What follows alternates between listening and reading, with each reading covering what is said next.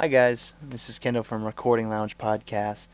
I'm going to teach you guys a quick trick in Nuendo 4, and I'm not sure how many of you are using Nuendo 4, and I'll try to do this for Cubase too, but this is something that Nuendo 4 has really gotten popular for because of this cool thing they added, and you've been able to do it in some other DAWs for a while, but it's really easy now in Nuendo 4 to do sidechaining, which is what we're talking about today, and triggering, and in this case, what we're doing is triggering a compressor with a kick drum, and why we're doing that is so that every time a bass guitar and a kick drum hit at the same time, or close to each other, hitting at the same time, whenever the kick hits, the bass guitar will be turned down.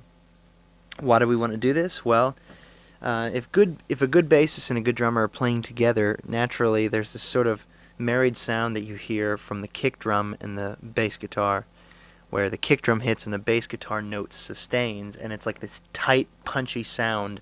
It's almost like the bass guitar is coming from the kick drum. I mean, the drummer hits the drum, and the bass note holds. It's usually associated with rock, and I mean you'll hear it a lot in rock, and even some poppier rock like Coldplay and some other bands. It's just kind of this ambient thing that I've got here in Nuendo, and what we're going to do is trigger this compressor so that every time the kick hits, the bass will be turned down a bit, and that's so that the kick can come through on the beat, because the bass and the kick and the drums were recorded at separate times.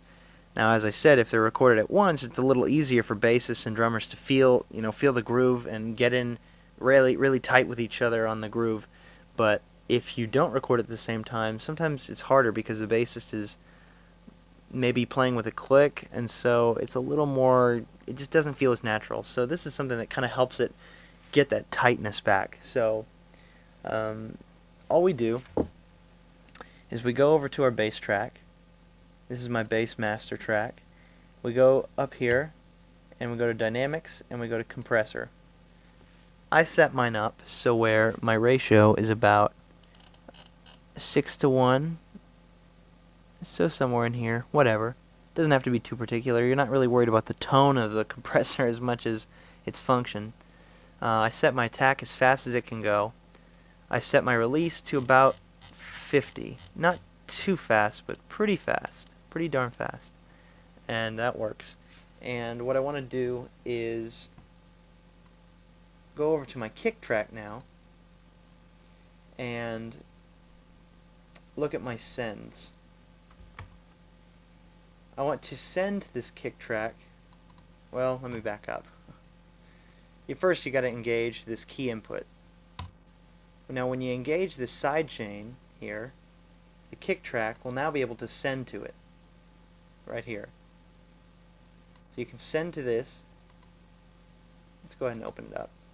You're going to send it at 0, okay? 0.00. And it's going to send to this kick. It's going to send to the compressor, that is, so that the kick drum is going to trigger this compressor. Now notice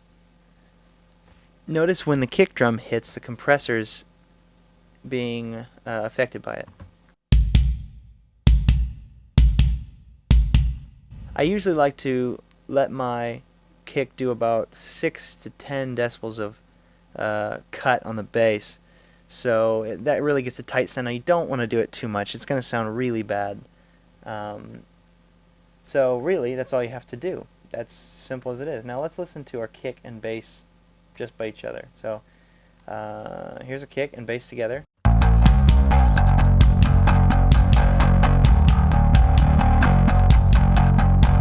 Now notice how the kick really cuts through, even when they're both loud. I mean, they're both really loud. Now this is with it off. Listen how it's different.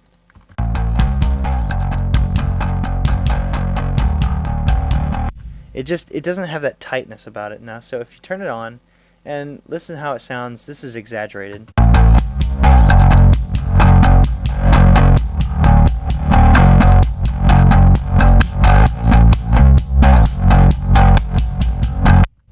So did you notice how the kick drum every time the kick hit, the bass guitar went way down in volume. So we don't want that. We want it just enough. So let's do it about here.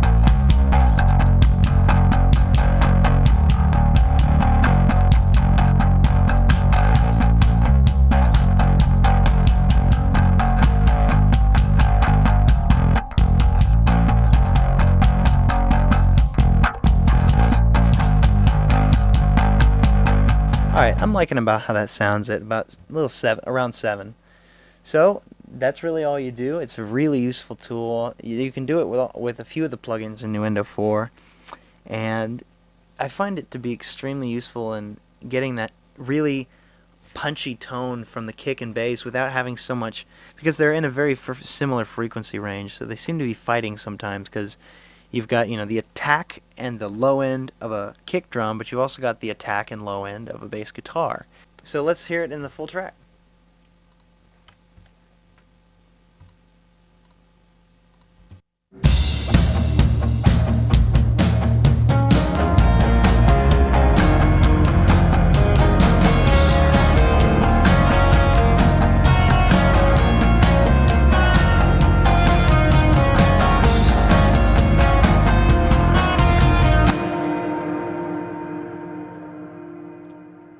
Thank you guys. I'm Kendall from Recording Lounge Podcast. If you want to check out more, you can go to recordinglounge.blogspot.com or email at recordingloungepodcast@gmail.com. Check us out on iTunes. Thanks.